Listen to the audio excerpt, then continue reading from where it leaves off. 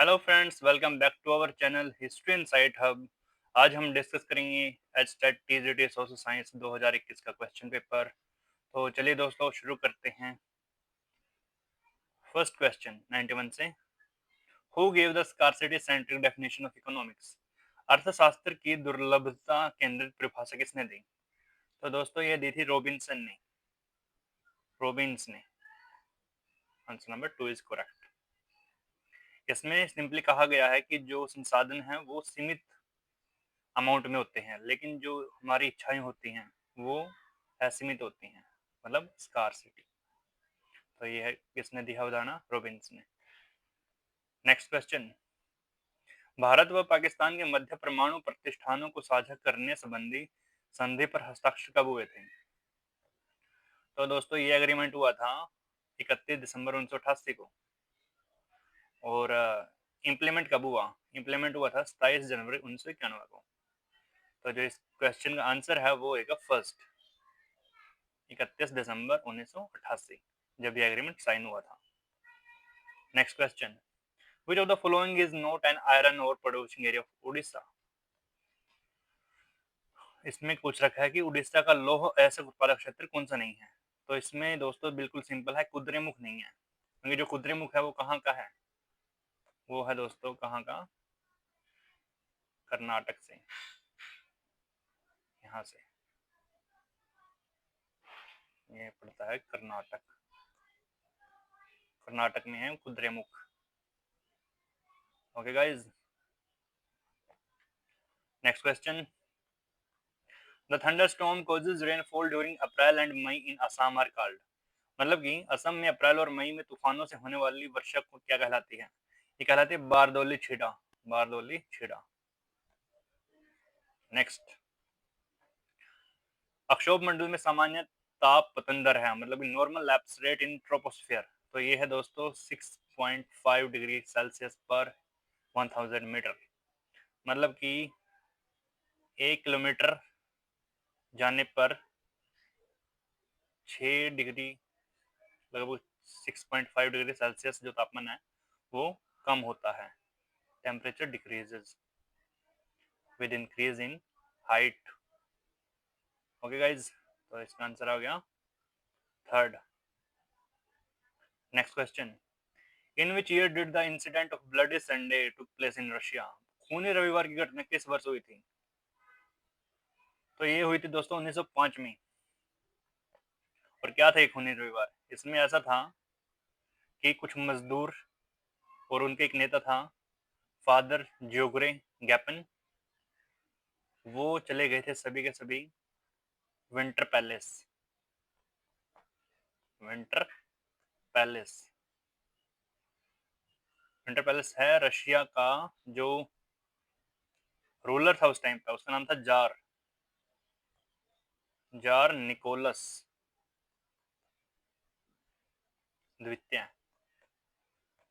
तो उसके महल के सामने चले गए थे अपने अधिकारों को मांगने के लिए, बेटर सर्विस के लिए, मतलब कि जो उनके औद्योगिक केंद्र थे उन पर जो सुविधाएं थी वो अच्छी करवाने के लिए डिमांड रखी थी उन्होंने उसके पास।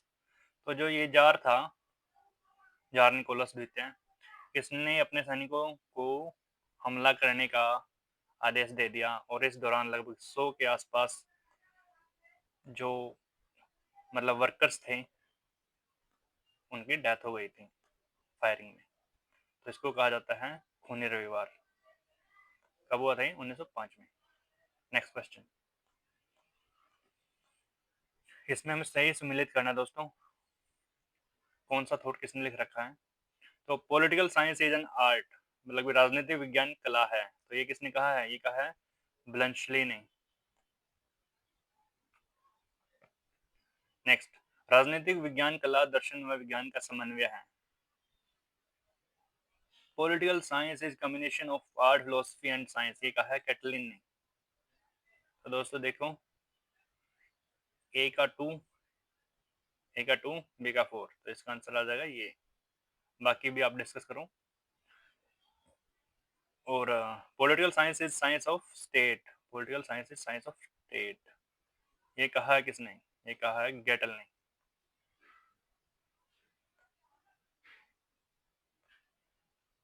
इन्होंने कहा है ये। सी का हो गया 1 और डी का क्या हो जाएगा, डी का आ जाएगा 3 ईस्टर्न। ठीक है दोस्तों, तो इसी के साथ हमारा इसका आंसर क्या हो जाएगा, इसका आंसर आ जाएगा 2। Next question, with respect to military system of Alauddin Khilji which of the following statements is true. मतलब अलाउद्दीन खिलजी के सैन्य व्यवस्था के संबंध में निम्नलिखित कथनों में से कौन सा सत्य है। तो दोस्तों अलाउद्दीन खिलजी ने एक विशाल स्थायी सेना खड़ी की, यस बिल्कुल। अलाउद्दीन खिलजी ने सैनिकों के लिए सीरी नामक शहर बसाया था, ये दोस्तों ये भी बिल्कुल सही है दोस्तों, फोर्ट था सीरी फोर्ट।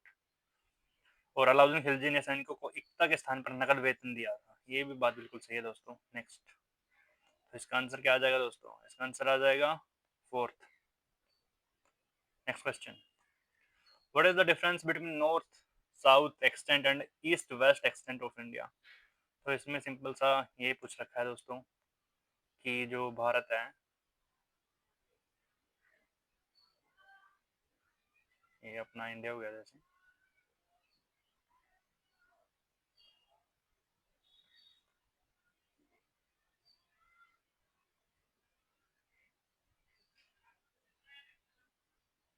ठीक है, तो इसमें और इसमें कितना अंतर है। जो नॉर्थ टू साउथ है दोस्तों वो हमारा 3214 किलोमीटर, और ईस्ट टू वेस्ट है, ये है 2933। ठीक है जी, तो 3214 में से 2933 अगर घटाएंगे तो आता है 281, इसका आंसर आ गया 281, सिंपल। नेक्स्ट क्वेश्चन दोस्तों, Himachal Himalaya is also known as, Himachal Himalaya को किस नाम से जाना जाता है। तो ये जाना जाता है दोस्तों लघु हिमालय के नाम से, लघु हिमालय, लेसर हिमालय। और ये किसके किसके बीच में है, लेसर हिमालय है, लेसर हिमालय है ग्रेट हिमालय है जो, और जो शिवालिक है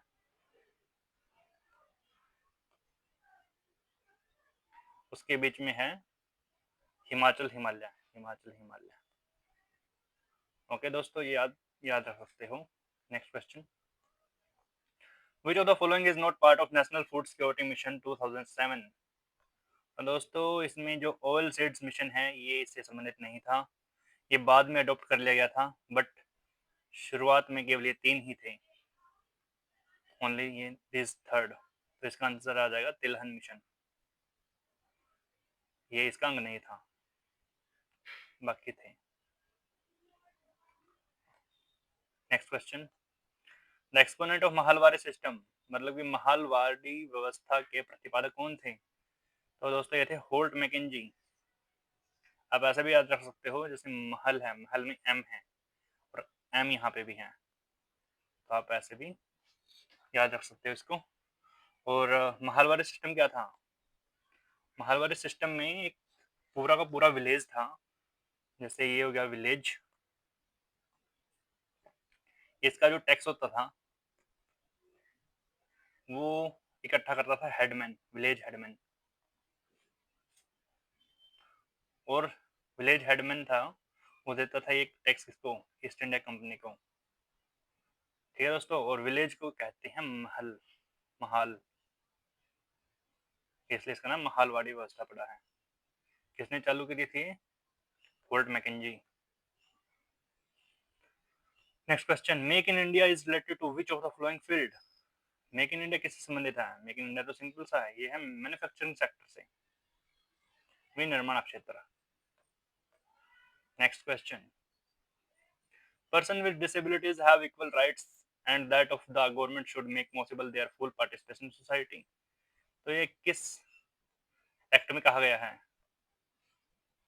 ये कहा गया पर्सन विद डिसेबिलिटी एक्ट 2016। मतलब कि दिव्यांग जनों को समान अधिकार प्राप्त हो और समाज में उनकी पूरी भागीदारी संभव बनाना सरकार का दायित्व है, ये लिखा गया है दिव्यांगजन अधिकार अधिनियम 2016 में। Next, which one of the following is not correctly matched with the standardization marks related to consumer protection। तो उपभोक्ता संरक्षण से संबंधित मानकीकरण चिन्ह मतलब मार्क में कौन सा एक सही सम्मिलित नहीं है। दोस्तों जो एग मार्क होता है ये फूड प्रोडक्ट्स पर मिलता है, बिल्कुल सही है। इको मार्क है डोमेस्टिक कंज्यूमर प्रोडक्ट है, यहाँ पे मिलता है, ये भी सही है, ये भी सही है। हॉलमार्क, हॉलमार्क मिलता है प्रेशियस मेटल्स पर, जैसे गोल्ड हो गया, सिल्वर हो गया, इन पे। ये दोस्तों ये भी बिल्कुल सही है। रह गया बस ये फोर्थ, और ये फोर्थ ही क्या है, गलत है। जो वूल मार्क है ये केवल ऊनी वस्त्रों पर मिलता है, वूल के, सॉरी रेशम, वूल के जो क्लोथ होंगे वूल के, उन पे मिलेगा वूल मार्क, ना कि कॉटन और सिल्क पे। Next question, which of the following countries was not part of Vienna Congress? जो वियना कांग्रेस थी 1815 में, ये थी केवल यूरोपियन देशों की, और इसमें यूनाइटेड स्टेट्स ऑफ अमेरिका नहीं था। ओके दोस्तों, तो इसमें आ जाएगा answer number 2। Next, when targeted public distribution system TPDS was started? तो ये था दोस्तों, मतलब लक्षित सार्वजनिक वितरण प्रणाली टीपीडीएस, ये आरंभ हुई थी जून 1997 में। और इसमें जो फैमिली थी उनको दो टाइप में बांट दिया गया था, बिलो पॉवर्टी लाइन और अबव पॉवर्टी लाइन। ओके, और ये इनसे संबंधित थी, बीपीएल से। Next question, which of the following statements are true about globalization? Globalization के बारे में कौन सा कथन वो सत्य है? तो दोस्तों इसमें देखते हैं हम, globalization is purely an economic phenomena. ये बिल्कुल गलत स्टेटमेंट है, क्योंकि ग्लोबलाइजेशन के अंदर सोसाइटी भी आती है, इकोनॉमिक्स भी आती है, पॉलिटी भी आती है दोस्तों। ये नहीं केवल इकोनॉमिक्स फिनोमेना ही इसमें मैटर करता है। तो ये तो बिल्कुल सरासर गलत है कि वैश्वीकरण सिर्फ आर्थिक परिघटना है। वैश्वीकरण का मतलब ऐसे भी तो आप समझ सकते हो ना कि जो कल्चर है, वेस्टर्न कल्चर है, वो हमारे इंडिया में आ रही है, ये भी एक प्रकार से ग्लोबलाइजेशन है। जो राजनीतिकरण होता है, मतलब कि जो इम्पोर्टेंट पॉलिटिकल फैक्टर्स हैं, समिट्स हैं, उनका जो प्रभाव है वो इंडिया पे पड़ता है। इंडिया में जो मतलब जो भी पॉलिटिकल इवेंट्स होते हैं उनका पूरे वर्ल्ड पे पड़ता है। तो ये सभी वैश्वीकरण का ही उदाहरण है। तो केवल आर्थिक परिघटना कहना इसको गलत होगा। ठीक है दोस्तों, तो नेक्स्ट ऑप्शन है जो ये देखिए, ग्लोबलाइजेशन बिगेन इन 1991। ये भी गलत है। ग्लोबलाइजेशन तो बहुत पहले से चालू है दोस्तों। ये तो जब से सिल्क रूट बना है, आप समझ सकते हो, तब भी ग्लोबलाइजेशन था। तो ये भी स्टेटमेंट गलत है दोस्तों।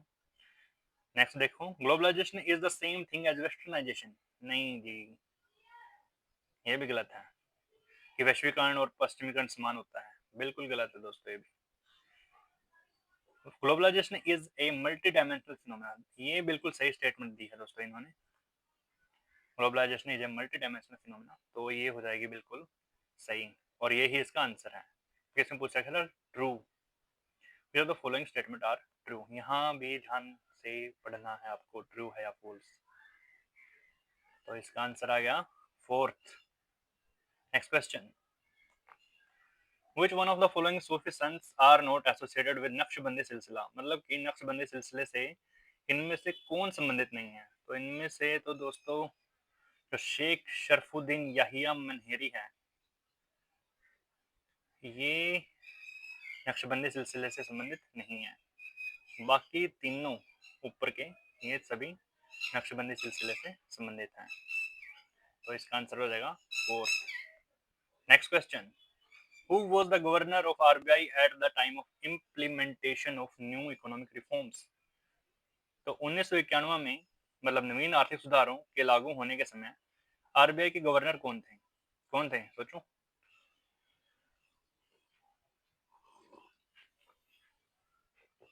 दोस्तों ये थे, बिल्कुल आसान है, S Venkataraman. S Venkataraman. Next, which of the following countries prepared the Dawes plan to get Germany out of economic crisis? तो जो डाउस प्लान है, डाउस योजना है, वो किसने बनाई थी जर्मनी को आर्थिक संकट से उबारने के लिए? तो ये बनाई थी दोस्तों यूनाइटेड स्टेट्स ऑफ अमेरिका ने। और किस लिए बनाई थी? क्योंकि जो 1914 से 1918 का फर्स्ट वर्ल्ड वार हुआ था, इसमें जर्मनी को बहुत ज्यादा नुकसान हुआ था। जर्मनी को इसका इकोनॉमिक क्राइसिस हो गया था, बिल्कुल ही। तो इस को इकोनॉमिक क्राइसिस के संकट से उबारने के लिए बनाया गया था डाउस प्लान। ठीक है दोस्तों, next. Which of the following is not an Indian multinational corporation? ITC, Zomato, Micromax. दोस्तों ये तीनों की तीनों इंडियन कंपनीज है, लेकिन जो नेशनल है, नेस्ले, ये कहाँ की है? ये है स्विट्जरलैंड। ओके, तो इसका आंसर आ जाएगा फोर्थ। जो जैसे मैगी है, मैगी भी नेस्ले का ही प्रोडक्ट है। Okay, next. गुरु गोविंद सिंह फाउंडेड खालसा पंथ। मतलब खालसा पंथ की स्थापना कब की गई थी गुरु गोविंद सिंह द्वारा? 1699 में, 1699 में। और डेट क्या है वैसे? मतलब जो एग्जैक्ट है वो है 13 अप्रैल 1699। और इसकी मतलब इम्पोर्टेंस क्या थी? इसने सिखिज्म को मिलिट्री सेक्ट में बदल दिया था। ओके,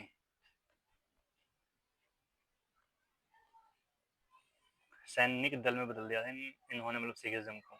ये है इसकी importance. The decadal growth rate of population during 2001 to 11 in India. मतलब कि 2001 से 2011 के दौरान जनसंख्या की दशकीय वृद्धि दर थी, तो ये थी दोस्तों +17.64। मतलब कि वृद्धि हुई है, प्लस का मतलब ये है। अगर यहाँ पे माइनस होता है तो मतलब घटी है। Who wrote the book the power elite? किसने लिखी है? ये लिखी है राइट मेल्स ने।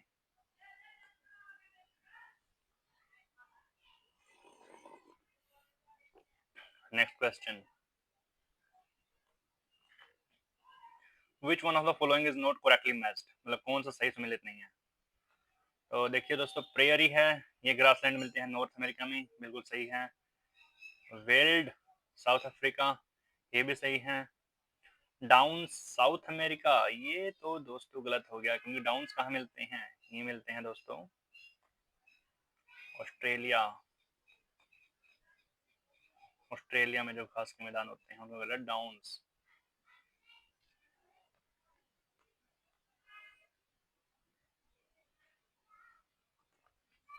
और स्टेपिस कहाँ मिलते हैं? यूरेशिया में, ये भी सही है। तो इसका आंसर आ जाएगा थर्ड।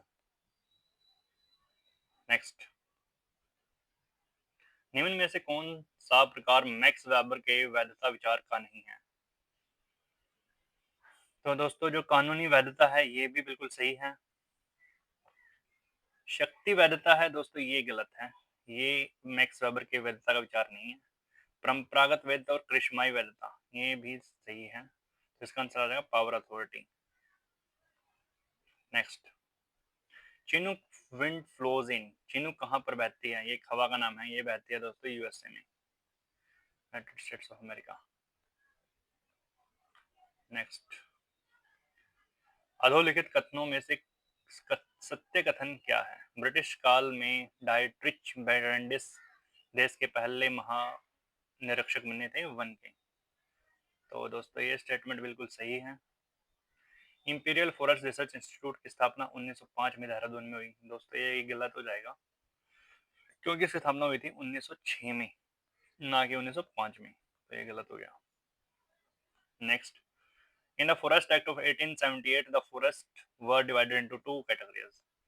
ये स्टेटमेंट भी दोस्तों गलत है, क्योंकि जो फॉरेस्ट एक्ट था 1878 का, उसने कितनी कैटेगरी में बांटा था फॉरेस्ट को? फॉरेस्ट को बांटा था उसने तीन में, प्रोटेक्टेड में, रिजर्व में और विलेज फॉरेस्ट में। ठीक है जी।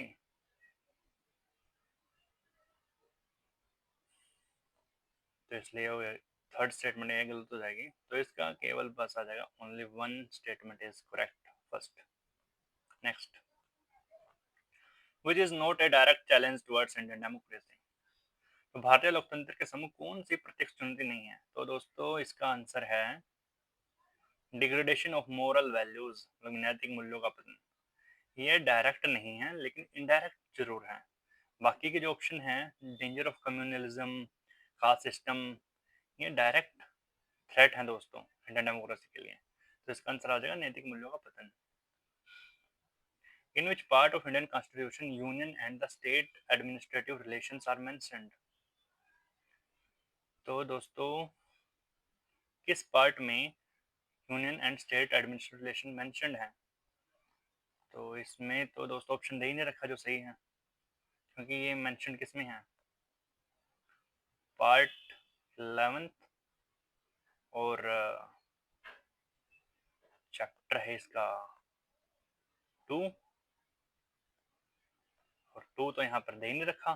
चैप्टर 2 पार्ट 11 चैप्टर 2 1 दे रखा है, यहाँ पर होना चाहिए 2, फिर तो जाता ही है, बट दे नहीं रखा।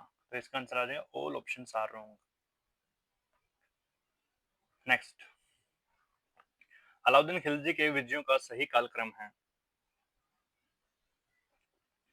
तो दोस्तों बिल्कुल आसान क्वेश्चन और रिपीटेड क्वेश्चन है ये,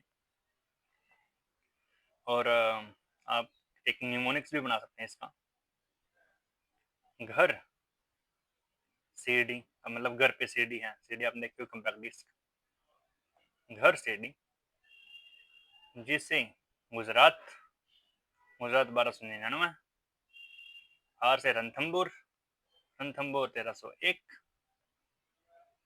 और सी से चित्तौड़ हो गया, चित्तौड़ 1303, और डी से देवगिरी, देवगिरी हो गया 1306 में। तो सेकंड एक्सपीडिशन था 1306 में था। तो इसका आ जाएगा, पहले आएगा 2 3 1 4 2 3 1 4 2 3 1 4 2 3 1 4। तो इसका आंसर आ जाएगा फर्स्ट। बिल्कुल इजी क्वेश्चन है दोस्तों। Next question, which one of the following is not a terrestrial planet. तो आपने देखा ही होगा दोस्तों, जो हमारा सोलर सिस्टम है, यहाँ पर हो गया सन, ऑर्बिट्स हो गए,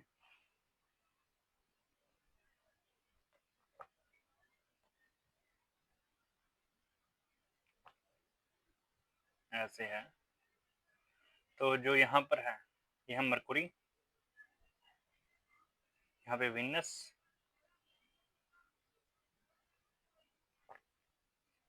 अर्थ, मार्स, जुपिटर, सैटर्न। ठीक है दोस्तों, जो पहले ग्रह हैं ये बुध, शुक्र, पृथ्वी, मंगल, इनको कहते हैं दोस्तों पार्थिव ग्रह। बुध, शुक्र, पृथ्वी, मंगल को टेरेस्ट्रियल प्लैनेट्स। और जो बाकी के रह गए, जुपिटर, सैटर्न, यूरेनस, नेपच्यून, इनको कहते हैं जोवियन। और इनमें भेद क्या है, मतलब डिफरेंस क्या है? जो टेरेस्ट्रियल मतलब पार्थिव ग्रह होते हैं, उनका सरफेस होता है वो सॉलिड होता है दोस्तों, डेंसिटी ज्यादा होती है उनकी, सॉलिड सरफेस होता है, मेटालिक कोर होती है अंदर में।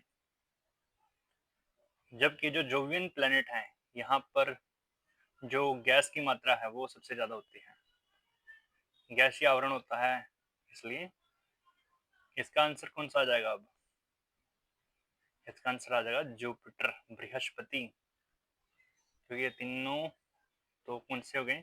टेरेस्ट्रियल, पार्थिव ग्रह। Next, which of the following is not cause of origin of earthquakes. तो भूकंपों की उत्पत्ति के कारण इनमें से कौन सा नहीं है? तो ज्वालामुखी क्रिया दोस्तों, ये तो बिल्कुल सही है, क्योंकि ज्वालामुखी फटता है तो कंपन तो होता है सारी धरती पे, मतलब आसपास के एरिया में, तो भूकंप होता है उससे, तो ये सही है। समुद्री धाराएं, दोस्तों समुद्री धाराएं तो हर वक्त बहती रहती हैं और इनका अर्थक्वेक से कुछ ज्यादा इतना लेना देना नहीं है। ठीक है दोस्तों, तो ये हो जाएगा गलत। भ्रंश क्रिया है, भ्रंश क्रिया से होती है, दो सरफेस होते हैं, आपस में जब मूवमेंट होती है तो यहाँ पे प्रेशर होता है जिसके कारण भूकंप आ जाते हैं, भ्रंश क्रिया होगी। और द्रव स्थैतिक दबाव, हाइड्रोस्टैटिक प्रेशर, ये भी दोस्तों जो भूकंप होता है उसको लाने के लिए एक महत्वपूर्ण फैक्टर होता है। जैसे यहाँ पर बहुत सारा पानी है, बांध वगैरह होते हैं, जैसे पानी इतना ज़्यादा इकट्ठा हो जाता है तो यहाँ का जो सरफेस है यहाँ पर एक्सट्रीम प्रेशर हो जाता है, जिसके कारण एक बहुत बड़ा भूभाग वो नीचे धंसने लग जाता है और जो क्रिएट करता क्या है, अर्थक्वेक। तो हाइड्रोस्टैटिक प्रेशर है, ये भी बिल्कुल सही है और इसका ऑप्शन आ जाएगा समुद्री धाराएं। समुद्री धाराओं का इतना ज़्यादा इफेक्ट नहीं पड़ता भूकंप पे। meanders are formed through the erosion of which agent, तो meanders किस कारक के अपरदन से मतलब निर्मित होते हैं? ये होते हैं दोस्तों नदियों के, ऐसे बहती हैं नदियाँ, तो ये दूसरी स्टेज में ऐसा हो जाता है, फिर बिल्कुल ऐसे ही। तो इसको कहते हैं meander, स्थलाकृति। In which constitution amendment the new words are added in preamble of Indian Constitution? तो ये जो वर्ड्स हैं दोस्तों, 3 वर्ड ऐड किए गए थे 42वें संशोधन में। कौन कौन से थे ये? इंटीग्रिटी, सेकुलर और शायद एक और था, वो आप देख लियो। 3 करे गए थे। सेकुलर एक शायद सोशलिस्ट भी था, socialist. Okay guys, next question. Who among the third speaker of Lok Sabha, Lok Sabha के तीसरे स्पीकर का नाम क्या था? इनका नाम था सरदार हुकम सिंह। और फोर्थ कौन थे? श्री एन संजीव रेड्डी, ये थे फोर्थ। थर्ड ये थे।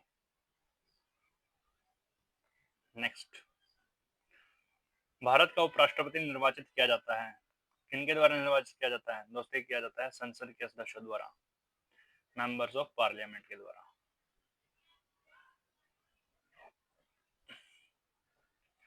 Next is, which of the following comment is inconsistent with respect to HDI? HDI का मतलब क्या होता है? Human development index.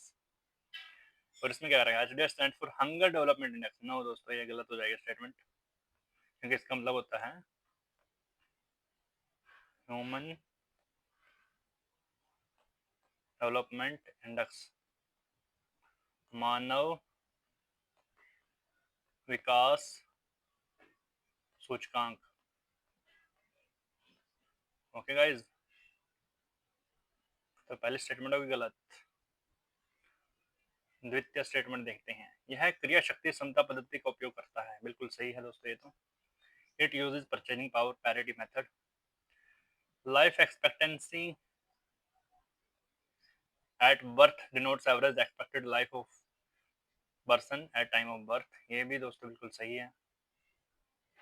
और HDI includes income, health and education, ये भी सही है। तो इसमें जो गलत स्टेटमेंट है वो है first.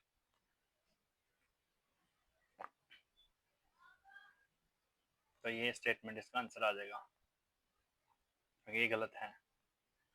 Next, who decides the emoluments, allowances and privilege of governor? मतलब राज्यपाल की उपलब्धियों, भत्तों और विशेष अधिकारों का निर्धारण कौन करता है? तो ये करता है दोस्तों संसद, संसद, पार्लियामेंट।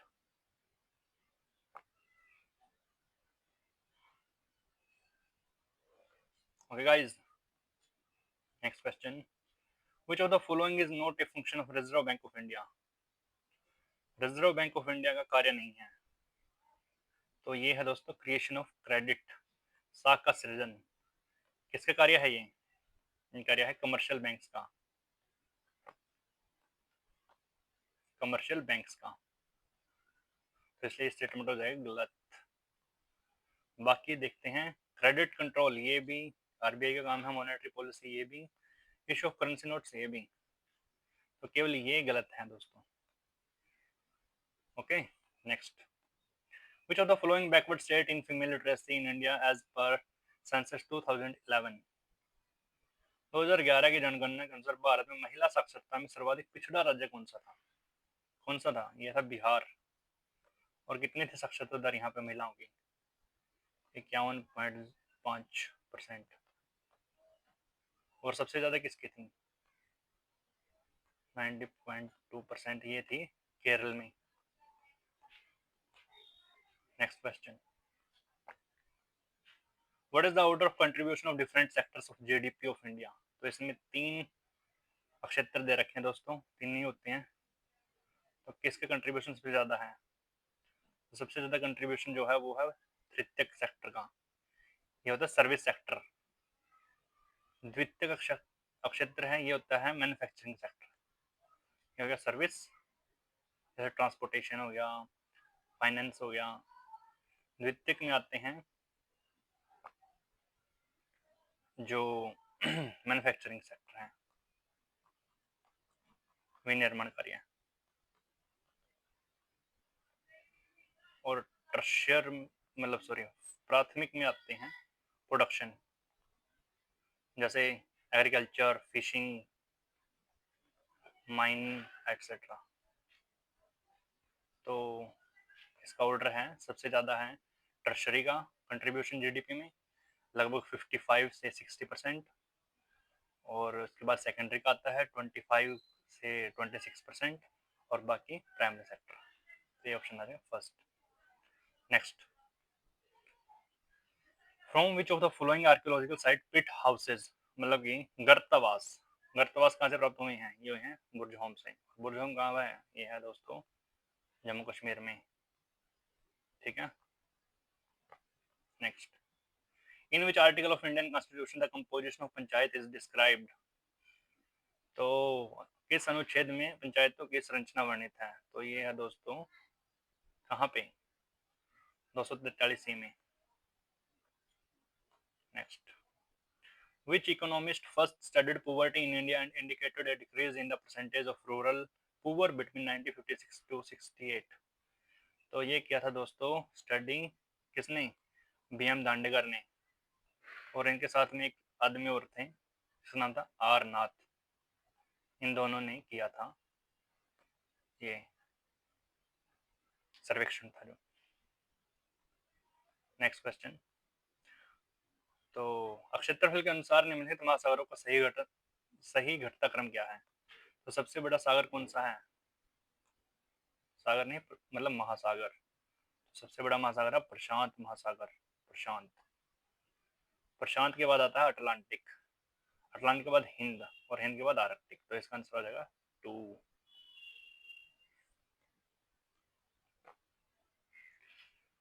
तो इसमें भी लिस्ट दे रखी है और मैच करना है हमें। आर्कियोलॉजिकल साइट दे रखी है और उनके एक्सकेवेटर का नाम बताना है। बिल्कुल आसान है दोस्तों ये तो। जो भगवानपुरा है, भगवानपुरा किसने एक्सकेवेट करा था? जेपी जोशी ने। लोथल, लोथल क्या था? एसआर राव ने। सुतकांगेंडोर ये था ओयरल स्टेन ने। और बालाकोट ये था जॉर्ज एफ डेल्स ने। तो देखिए क्या हो गया इसका answer? A4 sorry A3B4, A3B4। तो ये आता है सेकंड में, इसका आंसर आएगा 2। Next, which one of the following is not correctly matched, मतलब कौन सा सही सम्मिलित नहीं है? महादंड नायक मुख्य न्यायाधिकारी ये सही है। नगर श्रेष्ठी मुख्य बैंकरिया व्यापारी ये भी सही है। ऊपर एक मुख्य शिल्पकार ये गलत हो जाएगा दोस्तों। और सार्थवाह व्यापारियों के काफिलों का नेता ये बिल्कुल सही है। उपारिक कौन होते थे? उपारिक होते थे गवर्नर, गवर्नर, प्रोविंशियल गवर्नर। उनको कहते थे गुप्ता पीरियड में उपारिक। तो ये इन्होंने गलत दे रखा है, तो इसका आंसर आएगा third. Next, which statement is not correct about HAFED? HAFED। तो HAFED stands for Haryana agricultural farm education and department. दोस्तों ये इसकी फॉर्म है जो ये गलत दे रखी है, क्योंकि जो HAFED की जो फुल फॉर्म है वो है हरियाणा कोऑपरेटिव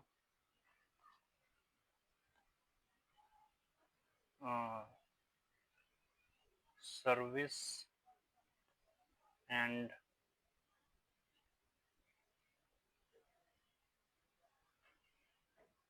यहाँ से आ जाएगा इसका हरियाणा कोऑपरेटिव सर्विस एंड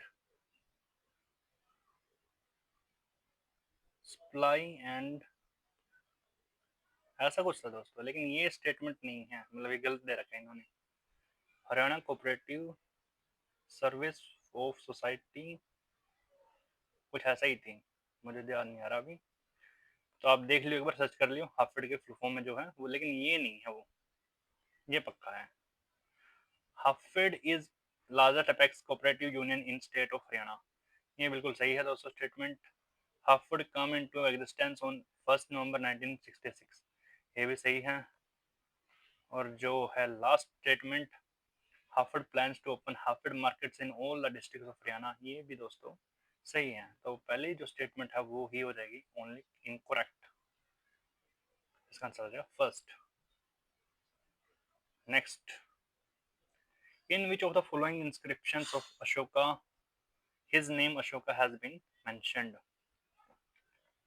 तो जो नेतुर शिलालेख है दोस्तों, यहाँ पर अशोका का नाम अशोक मेंशन किया गया है, इसलिए इसका आंसर हो जाएगा ये। और जो नेतुर इंस्क्रिप्शन है ये कहाँ पर है दोस्तों, ये है दोस्तों कर्नाटक में।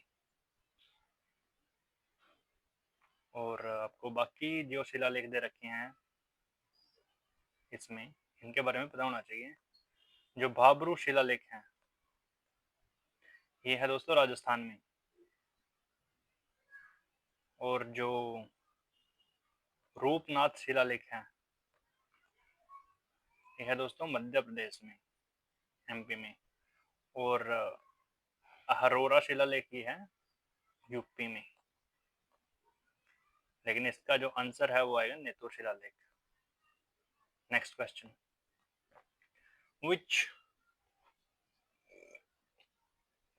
which one of the following mountain is not located in Europe? तो यूरोप में कौन सी पर्वत श्रृंखला नहीं है? बिल्कुल आसान है दोस्तों, जो एटलस माउंटेन है ये कहाँ पे है, ये है अफ्रीका में, ये होगी अफ्रीका में। बाकी के बाकी तीनों ये हैं यूरोप, तो इसका आंसर आ जाएगा first Atlas. Next, what is the remaining word of what is the meaning of word sustainable development? मतलब कि सतत विकास का मतलब क्या है? बहुत शुरू से पढ़ते आ रहे हैं दोस्तों, इसका मतलब ये है कि पर्यावरण को बिना हानि पहुंचाए विकास करना। तो पर्यावरण संरक्षण के साथ आर्थिक विकास, economic development with economic protection, environment protection. Next, who constitutes the finance commission for panchayat to review financial position? पंचायतों की वित्तीय स्थिति में पुनर्वलोकन के लिए वित्त आयोग का गठन कौन करता है? तो ये करता है दोस्तों राज्यपाल, governor. Next, what is the sequence of improvement in concept of economic development?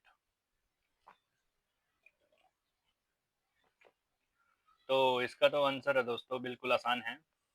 सबसे पहले इनकम होती थी किसी भी कंट्री की डेवलपमेंट का एक सिंबल। उसके बाद आया पर कैपिटा इनकम, कि प्रति व्यक्ति आय कितनी है। उसके बाद आया PQLI, मतलब physical quality of life index. और उसके बाद आया HDI, ह्यूमन डेवलपमेंट इंडेक्स। तो ये क्रम दे रखा है बिल्कुल सही, तो इसका आंसर आ जाएगा ABCD। ठीक है दोस्तों। Next, which one of the following is not correctly matched. तो इसका आंसर है, कौन सा आंसर आ जाएगा इसका? इसका आंसर आएगा ये, prime meridian 19 degree east longitude, क्योंकि ये है 0 डिग्री देशांतर पर। बाकी सही दे रखी है इन्होंने, सारी की सारी स्टेटमेंट है जो जो ये अपनी अर्थ होगी, ये भूमध्य रेखा होगी 0 डिग्री, ये 23.5 डिग्री नॉर्थ या 23.5 डिग्री साउथ, और बस देखो, जो उत्तर है ये होती है कर्क रेखा, और मकर होगी ये साउथ में, भूमध्य रेखा ये होगी, और जो प्रधान देशांतर है प्राइम मेरिडियन, यह है दोस्तों यहाँ पर ग्रीनविच में। कहाँ पे है? ग्रीनविच में। ग्रीनविच